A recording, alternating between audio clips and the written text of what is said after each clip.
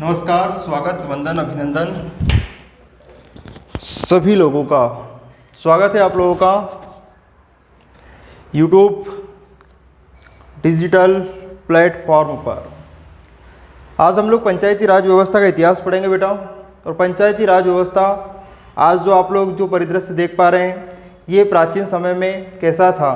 आज की जो व्यवस्थाएं, ये जो व्यवस्थाएं आज जो जुटी हुई है, ये व्यवस्थाएं आज तुरंत और ताज़ी व्यवस्थाएं नहीं है, इनका एकदम से संचालन नहीं हुआ है। तो बेटा जो प्राचीन ज़माने की व्यवस्थाओं में धीरे धीरे सुधार हुआ है और वो सुधार ही आज वर्तमान स्वरूप में हमारे सामने पेश है। आज हम लोग जिन सुविधाओं के बारे में या जिन सुविधाओं का हम लोग उपयोग कर पा रहे हैं, वो सुविधाएं कोई एकदम से प्रकट नहीं हुई। वो सुविधाएं बेटा आसमान से नहीं टपकी है, उन सुविधाओं का अपना एक इतिहास है। और आज हम लोग जो बात करने वाले हैं वो बात करेंगे बेटा पंचायती राज व्यवस्था के इतिहास के बारे में। कि आज गांव में जो आप सरपंच देखते हैं, प्रधान देखते हैं, मुखिया देखते हैं, जो भी आप देखते हैं, सचिव देखते हैं, बेरोजगार सहायक देखते हैं, रोजगार सहायक देखते हैं, ये सारे के सारे जितने भी जो लोग हैं, ये मिलजुल कर जो भी आज काम करते हैं, इनमें इनकी बहुत बड़ी प्लानिंग होती है बेटा। मतलब ये प्लान कोई आज से एग्जीक्यूट नहीं है, सदियों से ये प्लान ऐसे ही चले आ रहे हैं।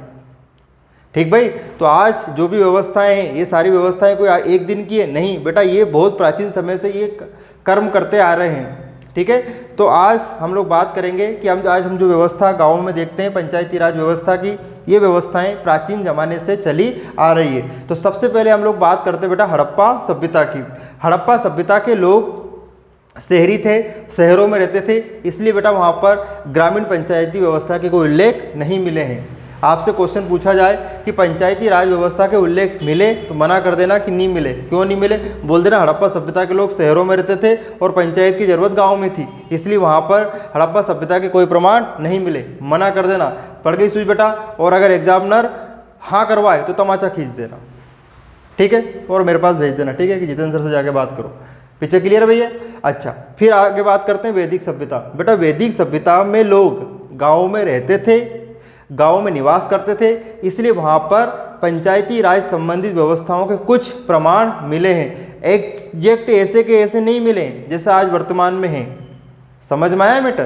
तो कहने का मतलब समझ में आ रहे हैं ना आप लोग कि भैया हड़प्पा सभ्यता के लोग शहरी थे और ये भाई साहब जो आज व्यवस्थापन देख रहे हैं, ये सारी व्यवस्थाएं ग्रामीण की है। तो वैदिक सभ्यता में लोग गाँव में रहते थे, इसलिए हमें काय की जरूरत पड़ती थी? सरपंच साहब की जरूरत पड़ती थी। तो हड़प्पा सभ्यता के प्रमाण हड़प्पा सभ्यता से पंचायती राज व्यवस्था के कोई प्रमाण नहीं मिले और वैदिक सभ्यता से पंचायती राज व्यवस्था के प्रमाण मिले। पर लेकिन जो वर्तमान में ऐसे के ऐसे एस टू एस नहीं मिले, सेम टू सेम नहीं मिले, कुछ ना कुछ उलट पलट फेर वाला मैटर था बेटा। सीख गए यहाँ तक? तो वैदिक सभ्यता में देखते हैं कि क्या मैटर होता था। तो बेटा देखो, पंचायती राज का इतिहास पढ़ रहे हैं। वैदिक काल में पंचायती राज व्यवस्था का अस्तित्व था। इसमें ग्राम के प्रमुख को ग्रामणी कहते थे। लो साहब, आज अपन गांव के प्रमुख को क्या कहते हैं? सरपंच। और सम्मान से बोल रहा हूं तो सरपंच साहब, ठीक। और यूपी बिहार वगैरह में जाओगे तो प्रधान, है ना। और आगे बढ़े तो मुखिया। तो कहने का मतलब समझ में आया? पूछे गाँव का अध्यक्ष सरपंच साहब, गाँव का प्रमुख व्यक्ति सरपंच।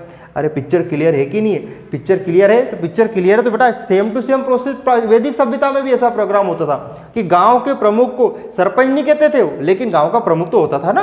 तो जब गांव का प्रमुख होता था तो उसे बेटा ग्रामणी कहते थे। क्या कहते थे? ग्रामणी। सब प्रश्न कैसे आएगा बेटा? सिंपल सा प्रश्न आएगा कि वैदिक सभ्यता में गाँव के प्रमुख को क्या कहा जाता था? प्रधान, सरपंच, उप सरपंच, सचिव, ग्रामणी, जितेंद्र विश्वकर्मा। तो इनमें सही कौन सा होगा? ग्रामणी से होगा। सीख गए? नहीं सीखे तो अभी कमेंट में बताना मुझे, ठीक भाई। अभी उलट फेर कर देंगे। तो ग्रामणी का मतलब समझ में आ गया।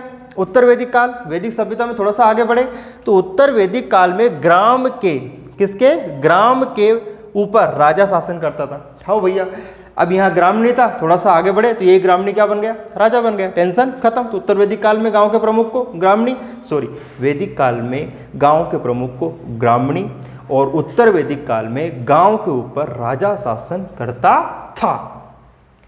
अब देखिए थोड़ा सा आगे बढ़े तो बौद्ध का काल आया, मतलब गौतम बुद्ध का काल आया। तो गौतम बुद्ध के टाइम पर गौतम बुद्ध को तो फुर्सत थी नहीं, है ना, वो तो अपनी तपस्या में लीन थे। तो गांव के लोग तो होते होंगे ना कि सब बुद्ध थे?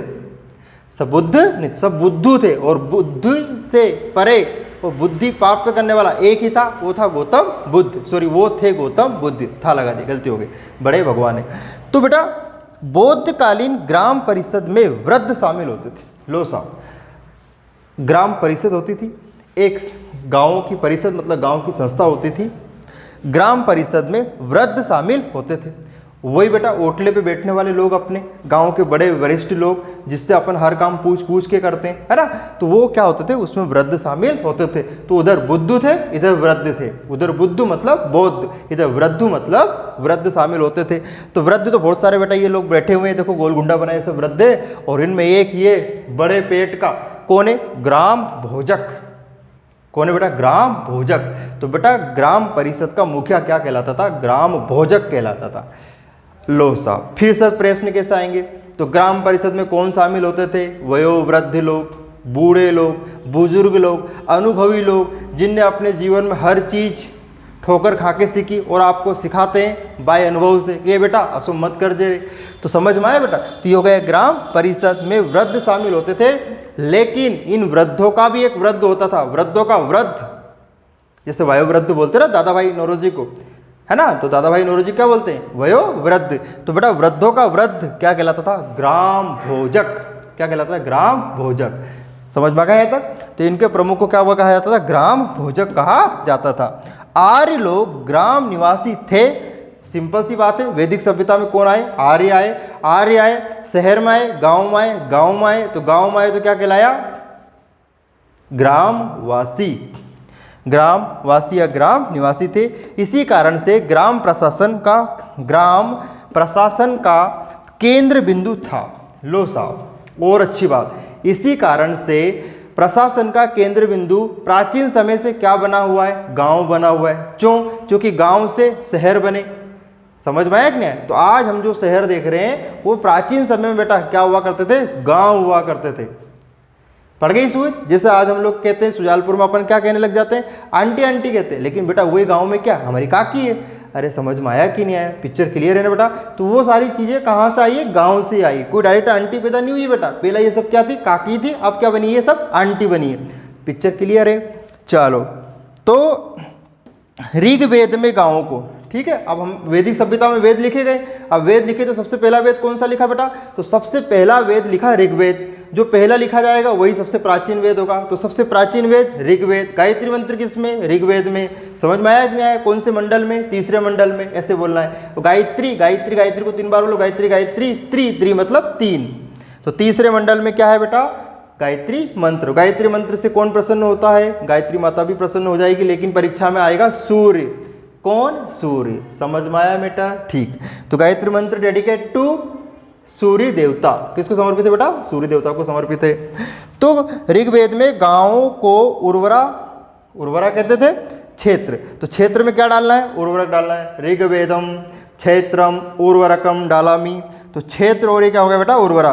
तो ऋग्वेद में गांवों को क्षेत्र और क्या कहते थे, उर्वरा के नाम से जाना जाता था। और वैदिक ग्रंथों में सभा और क्या मिली, समिति का उल्लेख मिला है। बिल्कुल सिंपल सी बात है, एक सभा होती थी और एक समिति होती थी, और ये दोनों हेल्प करती थी राजा की। और राजा को पहले बोलते थे प्रजापति, प्रजा का पति। समझ में आया।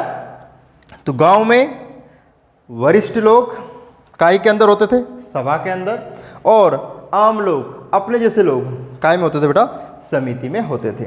तो उम्मीद करता हूँ कि ये वीडियो आपको बहुत अच्छे से समझ में आया होगा, और समझ में आया तो वीडियो को लाइक करें, शेयर करें, सब्सक्राइब करें, और एक बार रिवीजन जरूर कर जाए। पंचायती राज व्यवस्था का इतिहास, वैदिक काल में गांवों को या गांव के प्रमुख को प्रधान सरपंच ना कहते हुए ग्रामीणी कहा जाता था। उत्तर वैदिक काल में गांव के ऊपर राजा शासन करता था। बौद्ध कालीन में हम लोग आए तो बुद्ध की एक परिषद होती थी, ग्राम परिषद होती थी, उसमें सारे वृद्ध शामिल होते थे, और वृद्धों का एक बड़ा वृद्ध बड़े पेट वाला कौन होता था, ग्राम भोजक होता था। इसके बाद ऋग्वेद में हम लोग आए। ऋग्वेद में गांव को उर्वरा क्षेत्र कहा गया, और उर्वरा क्षेत्र कहने के बाद हम लोग जस्ट नीचे आए तो ऋग्वेद में सभा और समिति का उल्लेख मिलता है। सभा में गांव के लोग, वरिष्ठ लोग भाग लेते थे, और समिति में बेटा नॉर्मल लोग, हमारे जैसे आम, केरी, मैंगो वाले लोग भाग लेते थे। और बेटा आगे बात करें अपन तो आगे बात करने के लिए वीडियो में कुछ बचा ही नहीं, हमने रिवीजन भी कर लिया और उम्मीद करता हूँ कि आपको वीडियो बहुत भयंकर पसंद आया होगा। और अगर भयंकर पसंद आया है तो बेटा इसे पवन की गति से इसे शेयर करें। तो मिलते हैं हम लोग अगले वीडियो में। नमस्कार।